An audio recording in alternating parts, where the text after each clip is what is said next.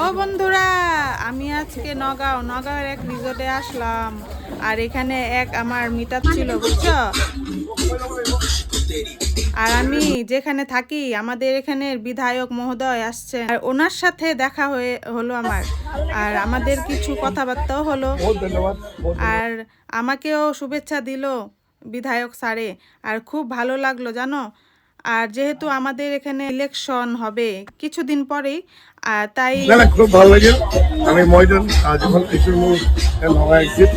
Normal যেটা ভালো ভালো কামলা থ্যাংক ইউ সো মাচ। আর আমার হাজবেন্ডকে আগের থেকেই চিনে উনি, আর তাই ওনাকেও আমি শুভেচ্ছা জানালাম।